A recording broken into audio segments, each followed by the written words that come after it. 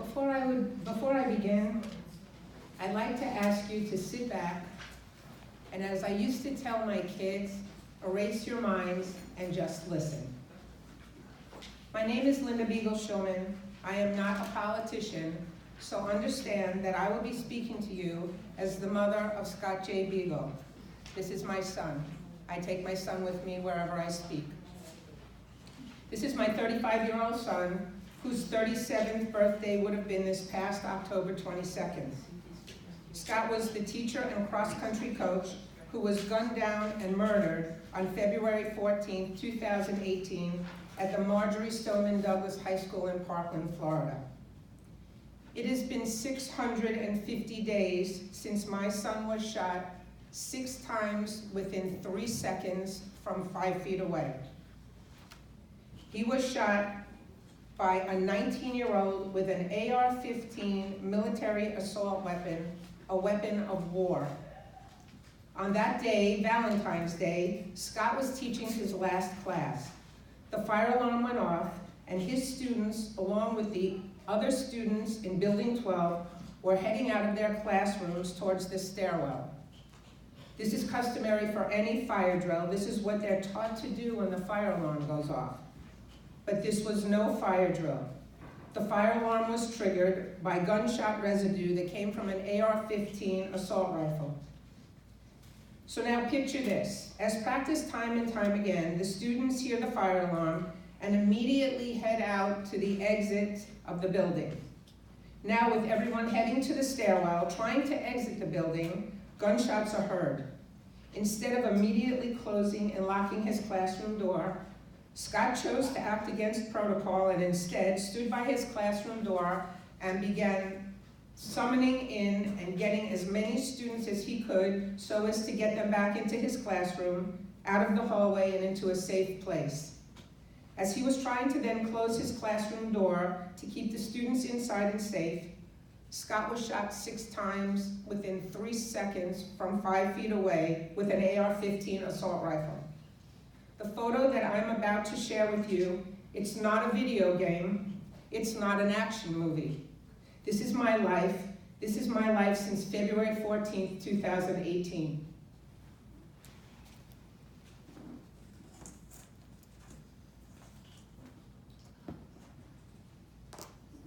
This is the actual active shooter coming up the stairwell, and this is him pointing his AR-15 as he gets up. And this is the very last second that Scott sees, turns around, the last second before he is shot. Scott literally turned around, actually saw the active shooter, and knew he was getting shot. This is reality. We cannot rewind this. This really happened. This is what happens when an AR-15 assault weapon is left out so that anybody can have one.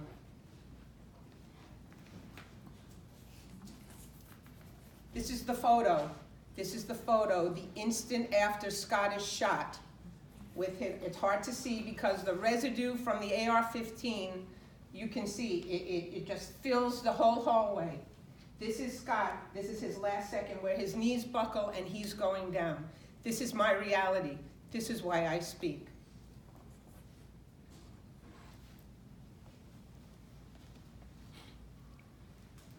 Nothing can bring back my son. My son was a teacher, a cross-country coach, a counselor, a grandson, a nephew, a cousin, a brother, an uncle, a son. My son will never come back home to Dix Hills to visit. My son will never see his sister or brother-in-law, niece, and nephew. My son will never see his grandmother or his uncle, aunt, or cousins. My son will never get married. My son will never have children of his own. Scott will never teach another class, coach another team, spend another summer at camp, or laugh with his friends. I will never have another chance to hug my son and tell him I love him. As I stand before you today, I am hoping that we can make something positive come out of all this. I am here to talk to you about reasonable gun safety. This has become my mission in life since February 14th. I am here today because I believe as a community state, and country, we need to put aside our political philosophies and differences. I ask that the people on the right and the people on the left meet me in the middle. Meet me in the middle for the sake of all our lives, the lives of our children, the lives of our loved ones, the lives of our friends, the lives of our coworkers. Meet me in the middle. The middle is humanity. The middle is where humanity lives.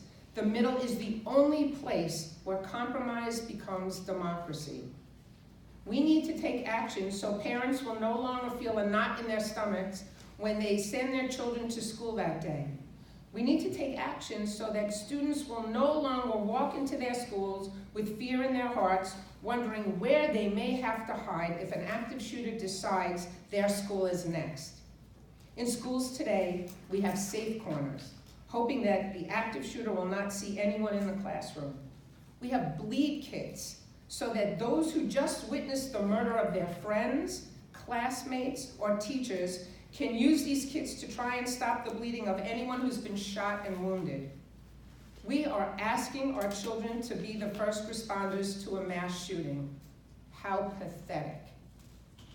We need to advocate so we can prevent another tragedy like the one in Parkland, or Pittsburgh, or Dayton, or El Paso, or Santa Clarita, or Las Vegas, or Santa Fe, or Aurora, or Orlando. We need to advocate, to keep advocating for reasonable gun safety. Let's discuss the red flag law, or the Extreme Risk Protection Order, or ERPO, call it what you choose. Let me start with the red flag law and why it is so important to all of us, every one of us. The motivation behind the red flag law is that if a teacher, school administrator, parent, guardian, or law enforcement has cause to believe that a person could be a danger of themselves or a danger to others, they can petition the court to obtain a court order to have the guns and/or weapons removed from that person. This court order shall remain in effect until a judge makes a finding as to whether the individual is a danger to themselves or could be a danger to others. It is very important to know that the individual is given full due process protection. If the judge finds that the person is not a danger, the weapons are returned. If the judge finds the person is a danger, the weapons are not returned. And with safety being our #1 goal, this is a win-win for everyone. The red flag law should not be a partisan issue. It's not a right or a left. It's not Democrat. It's not Republican. It is totally common sense. The red flag law is gun safety legislation that has and will continue to save lives. I am not here to advocate that we take away guns from responsible gun owners. The Second Amendment makes gun ownership legal in America. However, the red flag law, when coupled with the universal background checks, will help stop senseless and preventable gun violence. Both laws together will make sure that those who own guns are responsible gun owners. Once again, total common sense. We all want to be safe. We all have the right to be safe. Universal background checks will help assure that when someone applies for the privilege of owning a gun, that person is responsible enough to be given that privilege.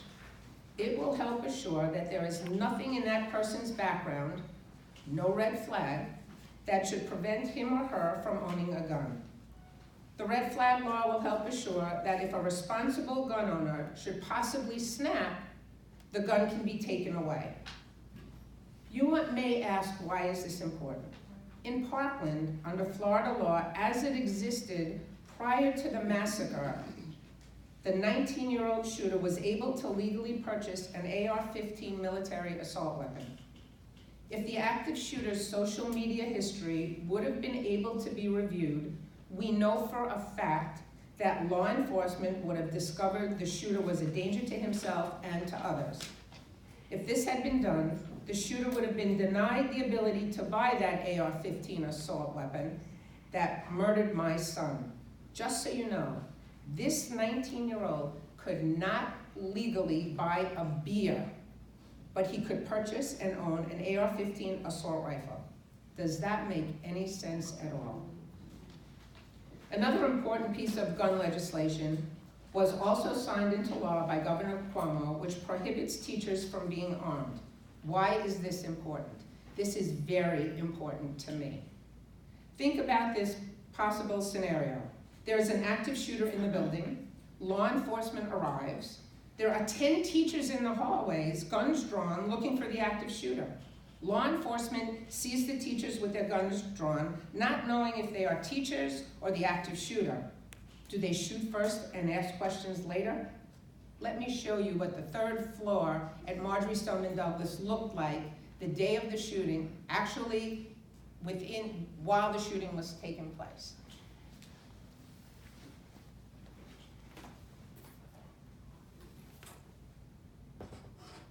All of the students' faces were redacted, and obviously we know why.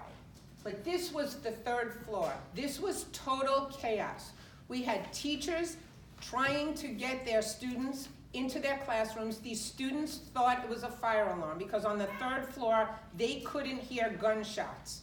So the students were going down both ends of the hallway where the stairwells were, and then all of a sudden, finding out, hearing gunshots, and now all going back. So you have some going this way, some coming this way. Students were screaming, students were yelling, students were frozen in their places.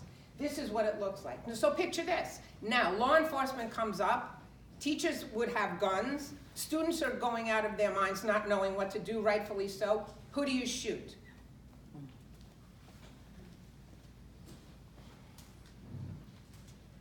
And heaven forbid, what would happen if in a panic of the moment with adrenaline flowing, a teacher fires his or her gun and strikes a student, a teacher, a staff member, or some other innocent person by mistake?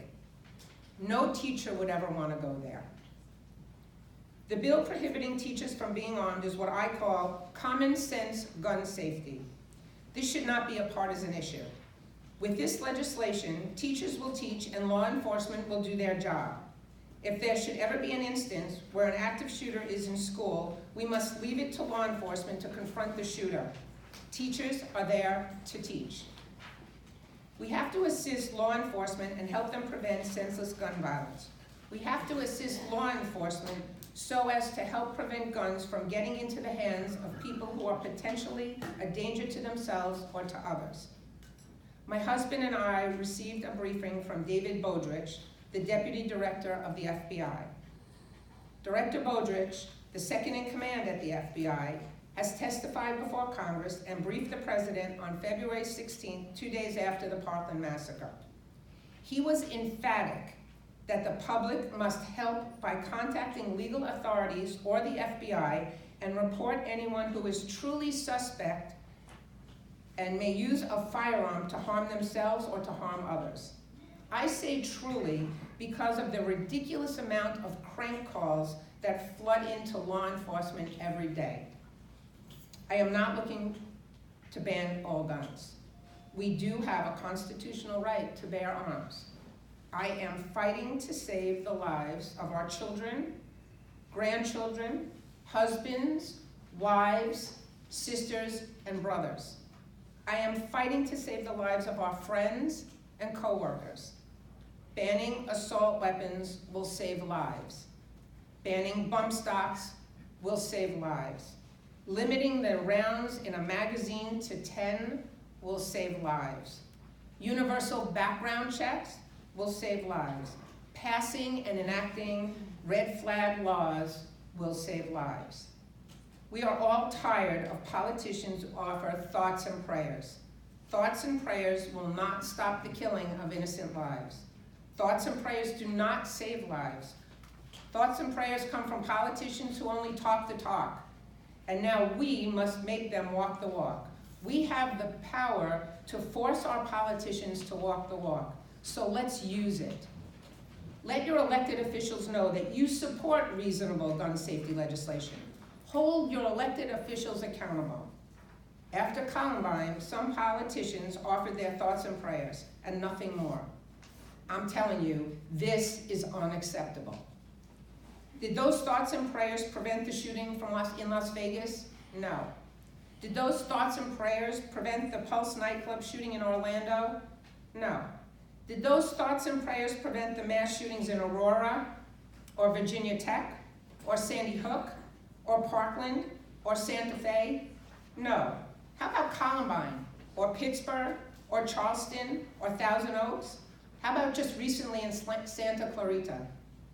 Let us not forget that right here in our own backyard, 26 years ago, we had the massacre on the Long Island Railroad.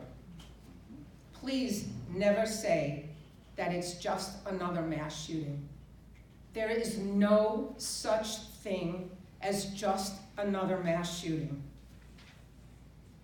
As of November 17, 2019, there have been 371 mass shootings in the United States alone. 371 mass shootings. 371 times since someone with a gun, usually a military assault weapon like an AR-15, shot and killed innocent people. Those people are at schools, houses of worship, grocery stores, bars, movie theaters, and nightclubs. No place is immune. No one in Parkland, Aurora, Orlando, Santa Fe, Pittsburgh, Virginia Tech, Sandy Hook, Santa Clarita, or even on Long Island ever thought it would happen in their community. But it did. None of them will ever be the same. Limiting the number of victims in a mass shooting to only those who are murdered minimizes the real and devastating effect of mass shootings on the community. The people murdered, like my son Scott, are not the only victims of a shooting. They are the obvious victims. In actuality, there really are so many other victims. By limiting the number of victims to only those killed, as is often done, we are not doing justice to all the others touched involuntarily becoming victims of these shootings. The mass shooting at Marjory Stoneman Douglas had thousands of victims. Scott and the other 16 who were murdered are not the only victims of senseless and preventable gun violence. So are their families and friends. I'm a victim, as is my husband, Scott's sister, Scott's grandmother, the rest of our immediate and extended family. So are the 17 who were shot by the gunman and survived, along with their family and friends. Other victims are all of the teachers and staff at the Marjory Stoneman Douglas High School and their family and friends. So are all of the students who were in Building 12 that day and had to witness the carnage. And so are the first responders who put themselves in harm's way to protect the students, the faculty and the staff at Marjory Stoneman Douglas, and so are their families. If you have ever been touched by gun violence, you are not a survivor. You are a victim. Let me tell you about some of the first responders in Parkland. We were fortunate enough to have lunch with one of the first responders teams who entered Marjory Stoneman Douglas on that day. These first responders shared with us that they still have nightmares. Following protocol, the first responders went into the school with their weapons locked and loaded. Then in order to protect the students, they pointed their loaded weapons at the students and staff and yelled, "Hands up, don't look down." Remember, they're pointing a loaded weapon at these people. "Hands up, don't look down." They shouted, "Don't look down," because they did not want any of the students to see the carnage that they would have to walk through, around, and over to get out of the building. The traumatic effect of shooting continues today. Remember when I said earlier that the fire alarm went off at MSD during the shooting? Well, know this. Every time the fire alarm goes off at Marjory Stoneman Douglas High School, the students and teachers relive the horrors of that day. Every time there is a bang or loud noise, or when an cart goes down, a computer cart rolls down the hall, the students are afraid that there's another active shooter in their school. Is this the environment that encourages learning and teaching? I don't think so. None of these people, nor anyone in Parkland, will ever be the same. The residents of Squirrel Hill, San Bernardino, Sandy Hook, Virginia Tech, Orlando, Las Vegas, El Paso, Dayton, Santa Fe, and Santa Clarita will never be the same. They are not survivors, they are victims. Some victims have physical scars, but far more have psychological scars that you will never see. I have no obvious scars, no physical scars. I was not struck by a bullet, but I will never forget sitting in the command center at the Marriott at Parkland, waiting for some word, any word, about Scott. After hours and hours and hours of torture waiting, which seemed to be an eternity, my husband and I were sat down and told, "Your son is a hero, but he did not make it. We are so sorry." Those words will ring in my head forever. The point is that senseless and preventable gun violence has more victims than just those who are murdered. No parent should have to send their child to school with the fear that they may not come home. No student should have to go to school in the fear of being shot.